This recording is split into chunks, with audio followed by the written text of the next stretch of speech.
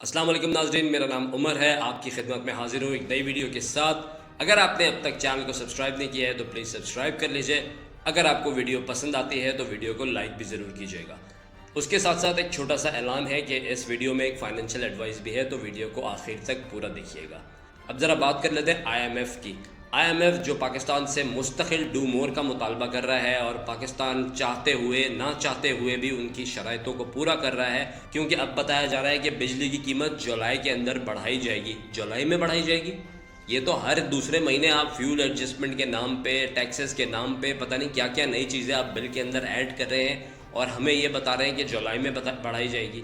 اسی کے ساتھ ساتھ پی آئی اے کے نجکاری کی بات اب بتائی گئی ہے کہ یہ فائنل فیز کے اندر داخل ہو گئی ہے، اور جو ہمارے نئے فائنانس منسٹر ہیں محمد اورنگزیب صاحب، انہوں نے بھی اس بات کا عندیہ دیا ہے کہ جلد از جلد ہم لوگ پی آئی اے کی نجکاری کر دیں گے۔ اچھا، اب اس معاملے پہ نا جو پیپل پارٹی کا موقف آیا ہے شیری رحمان صاحبہ کا، وہ ذرا ڈیفرنٹ ہے۔ انہوں نے کہا ہے کہ پی آئی اے کو چلائیں پبلک پرائیویٹ پارٹنرشپ کے ساتھ، اس کو ٹوٹل پرائیویٹ نہ کریں، کیونکہ گورنمنٹ کا ایسٹ ہے اور ادارے ہونے چاہیے۔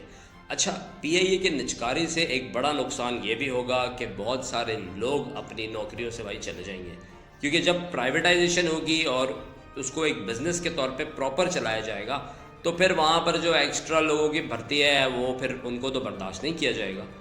جو ایک آرگنائزیشن ہوتی ہے اس کے اندر وہی لوگ چلتے ہیں جن کی ضرورت ہوتی ہے، اور وہی لوگ چلتے ہیں جو کام کر کے دیتے ہیں، وہ لوگ نہیں چلتے جو بیٹھ کے تنخواہ لیتے ہیں۔ اب ایک اور خبر ایڈ کر دیتا ہوں، مہنگائی کے حوالے سے ہی ہے وہ خبر بھی۔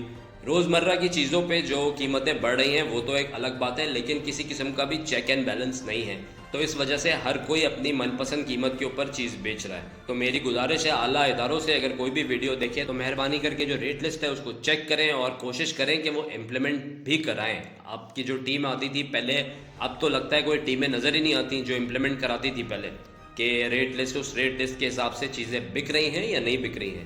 تو علی امین گنڈا پور اور عمران خان صاحب کی ملاقات ہوئی، 30 منٹ طویل یہ ملاقات تھی، جس کے اندر جن لوگوں کو سینٹ کی ٹکٹ دینی ہے ان کے بھی نام فائنل کیے گئے۔ یاد رہے اس دفعہ پیپل پارٹی کی طرف سے بھی اور نون لیگ کی طرف سے بھی کچھ نئے نام، نئے سینیٹرز سامنے آ رہے ہیں، اور یہی عمل پی ٹی آئی کے حوالے سے بھی سامنے آیا ہے۔ محسن نقوی صاحب بھی سینٹ کی ریس کے اندر ہیں، لیکن کہا جا رہا ہے کہ وہ انڈیپینڈنٹ جائیں گے۔ اس ملاقات کے اندر ایک اور چیز بھی سامنے آئی ہے، جو علی امین گنڈا پور صاحب نے کہا ہے کہ جو آئی ایم ایف کے دفتر کے باہر احتجاج کیا ہے پی ٹی آئی والوں نے، اس کے اوپر بانی پی ٹی آئی نے کہا ہے کہ ٹھیک ہے یہ، لیکن جو ادارے کے متعلق خبریں ہیں کہ ان کے بارے میں جو سلوگنز تھے جو وہاں پر بات کی گئی، اس سے بانی پی ٹی آئی نے لا علمی کا اظہار کیا ہے۔ خیر، پی ٹی آئی کا ایک وتیرہ ہے کہ میٹھا میٹھا ہپ ہپ، کڑوا کڑوا تھو تھو، اور یہ جو بات ہے اپنے اداروں پہ تنقید کرنا یا اداروں کے بارے میں بات کرنا، میں سمجھتا ہوں یہ ایک بالکل ہی غلط عمل ہے، جو کہ آپ دنیا میں کر کے بھی اپنی بدنامی ہی سامنے لا رہے ہیں۔ اسی کے برعکس اگر آپ دیکھیں تو ہمارے 7 جوانوں کو شہید کیا گیا ہے ایک ٹیررسٹ اٹیک کے اندر۔ اس پر میں نے ایک شارٹ بھی ڈالا تھا، اور اس کے اندر یہ کہا تھا میں نے کہ سورہ فاتحہ ضرور پڑھیے گا ان کے لیے۔ ابھی بھی جو لوگ دکھ رہے ہیں وہ ضرور سورہ فاتحہ ایک دفعہ پڑھیں۔ ہمارا انسٹیٹیوشن ہے، ہمارا ادارہ ہے، ہمارے لیے جان دیتا ہے، ہمارے لیے کام کرتا ہے، تو اتنا تو ڈیزرو کرتا ہے کہ ہم ان کی عزت بھی کریں۔ اب میں بات کر لیتا ہوں ذرا فائنینشیل سٹیبلٹی کی۔ پاکستان میں فائنینشیل سٹیبلٹی کب آ سکتی ہے اور کیسے آ سکتی ہے؟ فائنینشیل سٹیبلٹی صرف اس طرح نہیں آئے گی کہ آپ صدر صاحب کہہ دیں کہ میں تنخواہ نہیں لوں گا، وزیر اعظم کہہ دیں میں تنخواہ نہیں لوں گا، ایک دو منسٹرز کہہ دیں میں تنخواہ نہیں لوں گا، جبکہ اس کے علاوہ جو آپ کی ایکسٹراز کی کیبنٹ ہے وہ بھری رہے، جو آپ کے پاس لوگوں کو مراد دی جا رہی ہیں وہ بھری رہیں، اور جو دیگر اخراجات ہیں وہ بھی اسی طرح سے ہوتے رہیں۔ اگر اس چیز کے اوپر واقعی کنٹرول کرنا ہے تو پہلے اپنے گھر سے، اپنے ادارے سے شروع کرنا پڑے گا۔ سب سے پہلے سائز کم کریں اپنی کیبنٹ کا، اس کے علاوہ جتنے لوگوں کو بھی مراد ملتی ہے بالکل ختم کر دیں، زیرو کر دیں۔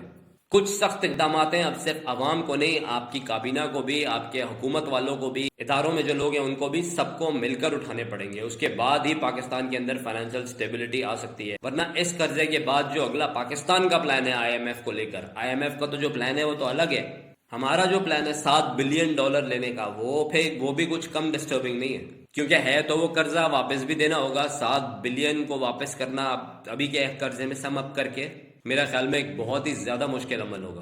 آئی ایم ایف نے ویسے دیگر اداروں کو بھی پرائیویٹ کرنے کی بات کی اور مزید شعبوں پر بھی ٹیکس لگانے کا کہا ہے۔ تو اب میں چلتا ہوں ویڈیو کے آخری حصے میں فائنینشیل ایڈوائس کے اوپر۔ یہ ایک چھوٹا سا سجیشن ہے ان لوگوں کے لیے اور جو بینانس پر اکاؤنٹ جن کا بنا ہوا ہے۔